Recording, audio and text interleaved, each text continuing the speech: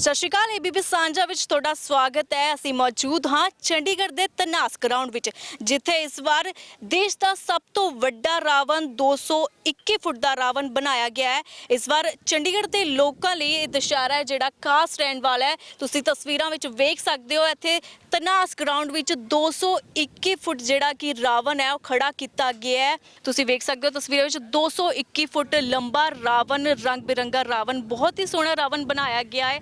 ਜਿਸ ਦੀਆਂ ਦੇਖ ਸਕਦੇ ਹੋ ਇੱਕ ਬਹੁਤ ਵੱਡਾ ਮੁਕਟ ਬਣਾਇਆ ਗਿਆ, ਲੰਬੇ ਲੰਬੀਆਂ ਮੂਛਾਂ ਨੇ।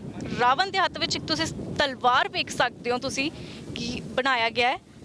ਜਿਹੜਾ ਨੇ ਇਹ ਤਿਆਰ ਕੀਤਾ ਗਿਆ ਰਾਵਣ, ਅਸੀਂ ਉਹਨਾਂ ਨਾਲ ਖਾਸ ਗੱਲਬਾਤ ਕਰਾਂਗੇ। ਜੀ ਤੁਹਾਡਾ ਨਾਮ ਕੀ? मेरा नाम तेजिंदर चौहान है। ਤੇਜਿੰਦਰ ਚੌਹਾਨ। ਤੇ ਅਸੀਂ ਪੁੱਛਾਂਗੇ ਕਿ ਵੀ ਇਹ ਜਿਹੜਾ ਰਾਵਣ 221 ਫੁੱਟ ਦਾ ਬਣਾਇਆ ਗਿਆ ਹੈ, ਤੁਸੀਂ ਕਦੋਂ ਤੋਂ ਕਿੰਨਾ ਸਮਾਂ ਲੱਗਿਆ ਇਸ ਰਾਵਣ ਨੂੰ ਬਣਾਉਣ ਲਈ? इस रावण को बनाने में हमें 6 महीने का टाइम लगा है और लगभग 40 आदमियों की टीम मेरे साथ इसमें लगी रही और इसको बनाने में लगभग 30 लाख रुपए का खर्च आया है, जो शिव पार्वती सेवा दल चंडीगढ़ के द्वारा इस पूरे आयोजन का खर्चा उठाया गया है। ਕਿੰਨੇ ਕਾਰੀਗਰ ਹੈ ਜਿਹੜੇ ਉਹ ਲਗਾਏ ਗਏ ਸੀ ਇਸ ਰਾਵਣ ਨੂੰ ਬਣਾਉਣ ਲਈ, ਤੇ ਕਿੰਨਾ ਕੁ ਸਮਾਂ ਉਹਨਾਂ ਲਈ ਲੱਗਿਆ ਹੈ ਬਣਾਉਣ ਵਾਸਤੇ? 15 अप्रैल को इसका निर्माण कार्य शुरू कर दिया गया था और लगभग 6 महीने का टाइम इस रावण के पुतले को बनाने में हमें लगा और 40 आदमियों की टीम मेरे साथ इसमें शिफ्ट वाइज काम करते हुए इसको बना पाने में कामयाब हो पाई है। ਤੇ ਇਸ ਵਿੱਚ ਜਿਹੜਾ ਰਾਵਣ 221 ਫੁੱਟ ਲੰਬਾ ਤੁਸੀਂ ਬਣਾਇਆ, ਇਹਦੇ ਵਿੱਚ ਕੀ ਕੁਝ ਖਾਸ ਮਟੀਰੀਅਲ ਪਾਇਆ ਗਿਆ ਹੈਗਾ ਉਹਦੇ ਵਿੱਚ? इसका जो मटेरियल इसमें सबसे ज़्यादा यूज हुआ है वो लोहा, लगभग 50 क्विंटल इसके बीच में लगा है और 24 फीट हाइट के 500 बांस इसके बीच में यूज हुए हैं और कपड़ा इसमें 3000 मीटर लगा है और जूट का जो मैट है वो इसमें 2500 मीटर लगा है और इसका जो चेहरा आप देख रहे हैं, ये चेहरा फाइबर ग्लास के द्वारा निर्मित किया गया है, जिसका वजन लगभग 3 क्विंटल है और इसकी तलवार का जो साइज है वो 55 फीट है और इसके जो जूतों का जो साइज है वो 40 फीट है और सबसे बड़ी जो इसकी खास बात है, ये विश्व का सबसे ऊंचा रावण का पुतला है। इसके लिए पहले मेरे द्वारा बनाए गए पुतले 5 बार लिम्का बुक ऑफ रिकॉर्ड के बीच में दर्ज हो चुके हैं। दूसरा, इस पुतले की खासियत है, मैंने ये सिटी ब्यूटीफुल का सबसे ब्यूटीफुल रावण बनाने की मेरी पूरी टीम ने कोशिश की है। ये बहुत ब्यूटीफुल देखने में आपको लगेगा। ਜੀ ਹਾਂ, ਬਹੁਤ ਹੀ ਬਿਊਟੀਫੁਲ ਰਾਵਣ ਵੇਖਣ 'ਚ ਮਿਲ ਰਿਹਾ। ਇਹਦੇ ਇੱਕ ਸਾਨੂੰ ਖਾਸ ਆਕਰਸ਼ਣ ਵੇਖਣ ਨੂੰ ਮਿਲ ਰਹੀਆਂ, ਰਾਵਣ ਦੀਆਂ ਇੱਕ ਮੁੱਛਾਂ ਵੱਡੀਆਂ ਵੱਡੀਆਂ ਗੋਲ ਮੁੱਛਾਂ ਬਣਾਈਆਂ ਗਈਆਂ ਨੇ। ਕੀ ਕੁਛ ਇਹਨੂੰ ਬਣਾਉਣ ਲਈ ਕਿੰਨੀ ਫੁੱਟ ਲੰਬੀਆਂ ਮੁੱਛਾਂ ਨੇ ਤੇ ਕੀ स्पेशल ਇਹਦੇ ਵਿੱਚ? जी हाँ, रावण का पुतला ये ज़्यादा इसका रौब बढ़ाने के लिए इसकी मूँछों को विशेष आकृति प्रदान की गई है। इसकी जो चौड़ाई है मूँछों की, वो एक सिरे से दूसरे सिरे तक 25 फीट चौड़ाई की ये मूँछें हैं। इस रावण के पुतले को और ज़्यादा रुआबदार बनाने के लिए इनको विशेष तौर से डिजाइन किया गया है। ਤੇ ਇੱਕ ਪਰ ਰਾਵਣ ਦੇ ਉੱਪਰ ਮੁਕੁਟ ਦੇਖ ਸਕਦੇ ਹਾਂ, ਬਹੁਤ ਹੀ ਲੰਬਾ ਰੰਗ ਬਿਰੰਗਾ ਜਿਹੜਾ ਮੁਕੁਟ ਬਣਾਇਆ ਗਿਆ ਹੈ, ਬਹੁਤ ਹੀ ਸੋਹਣਾ ਡਿਜ਼ਾਈਨ ਜਿਹਾ ਬਣਾਇਆ ਗਿਆ।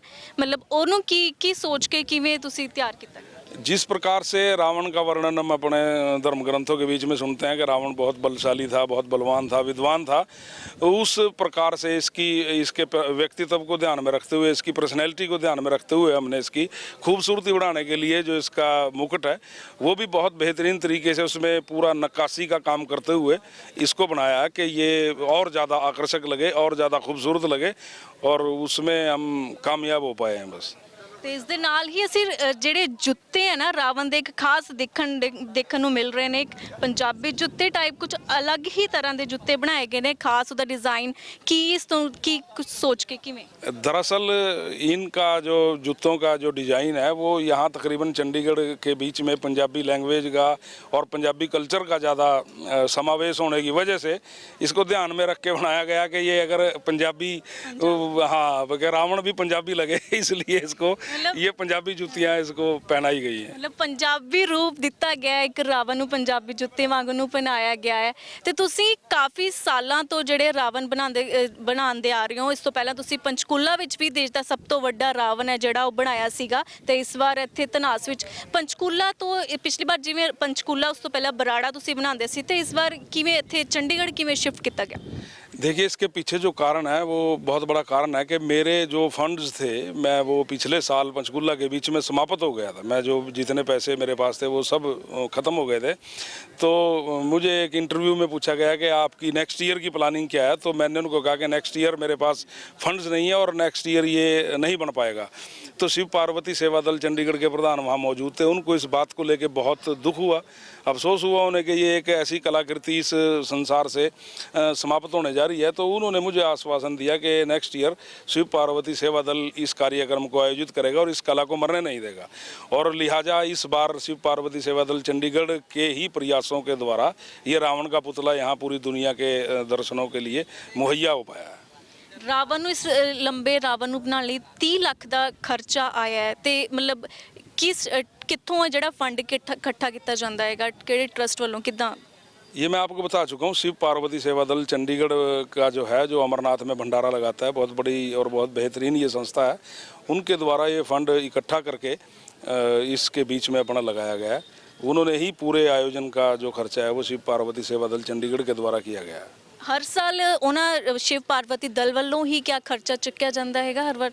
नहीं, ये पहली बार है। पिछले मैंने आपको बताया ना कि मैं अपनी लगभग 12.5 एकड़ ज़मीन बेच चुका हूँ पिछले 15 सालों में रावण के पुतले को बनाने के लिए, क्योंकि जैसे जैसे इसका कद बढ़ता चला गया वैसे वैसे जो इसका खर्चा था वो बढ़ता चला गया और वो फंड्स कहीं से अवेलेबल ना होने की वजह से मजबूरन मुझे अपनी जो पुश्तैनी ज़मीन थी वो बेचनी पड़ी। उसको मैं बेचता चला गया पार्टों में, और वो पिछला मेरा लास्ट ईयर था 2018 का, जब मेरे जो जमा पूंजी थी वो समाप्त हो गई थी। तो तब शिव पार्वती सेवा दल को वो पता लगा कि ऐसे करके ये अब अगले साल नहीं होगा प्रोग्राम, क्योंकि मुझे कोई ऐसे साथ देने वाला या फंड देने वाला इस कार्य के लिए नहीं था कोई।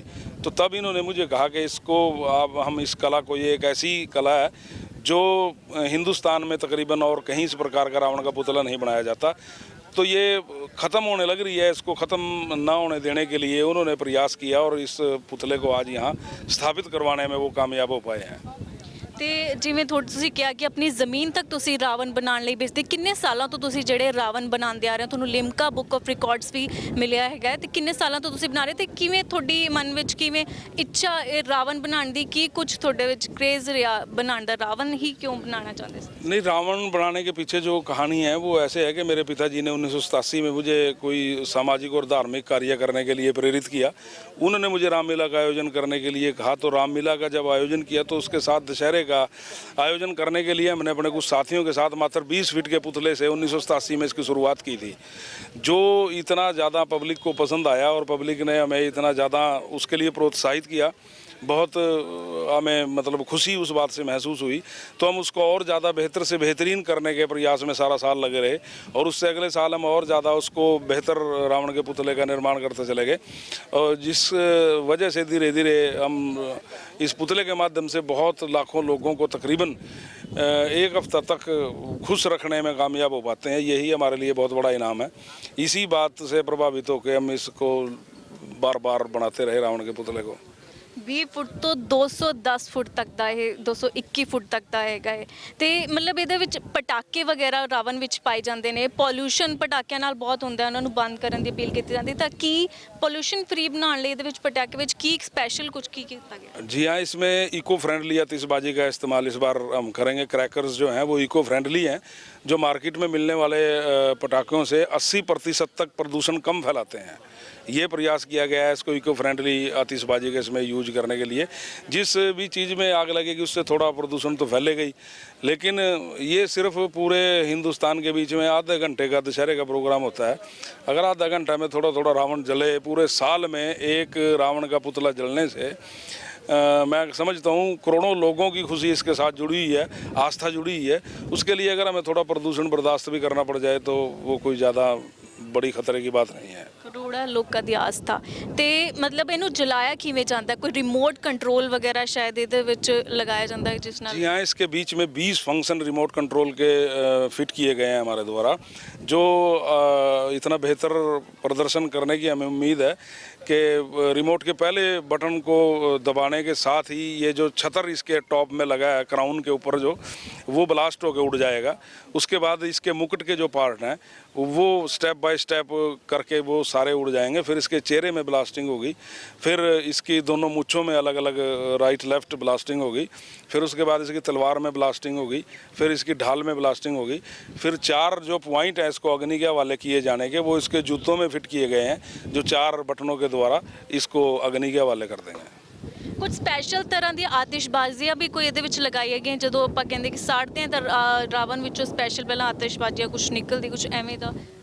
नहीं, इस प्रकार की स्पेशल तो यही है, इसमें रिमोट कंट्रोल के जो फंक्शन है ये स्पेशल ही है। वैसे रात के टाइम इसको और ज़्यादा आकर्षक बनाने के लिए इसमें एलईडी रोप लाइट के द्वारा इसको डेकोरेट किया गया है। रात को इसका पूरा क्राउन ये बहुत ज़बरदस्त रंग बिरंगी लाइटों से शोभित रहता है, और उसकी जो खूबसूरती है उसमें और 4 चांद लगाती है वो लाइट इसकी खूबसूरती बढ़ाने के लिए।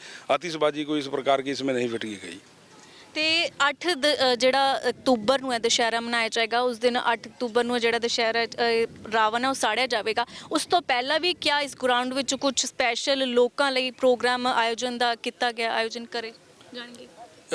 7 तारीख को एक कल्चरल प्रोग्राम का या भजन संध्या का यहाँ पर आयोजन है, 7 तारीख को शाम को 7 बजे से 9:30 बजे तक। इसके अलावा दशहरे के दिन यहाँ अपना वो फंक्शन रहेगा सारे दिन।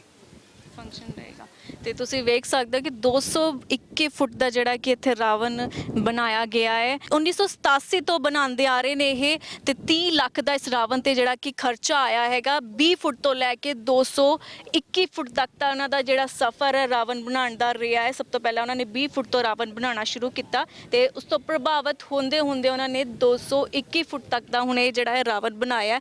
ਲਿਮਕਾ ਬੁੱਕ ਆਫ ਰਿਕਾਰਡਸ ਵਿੱਚ ਵੀ ਉਹਨਾਂ ਦਾ ਜਿਹੜਾ ਨਾਮ ਉਹ ਸ਼ਾਮਲ ਹੈਗਾ ਹੈ।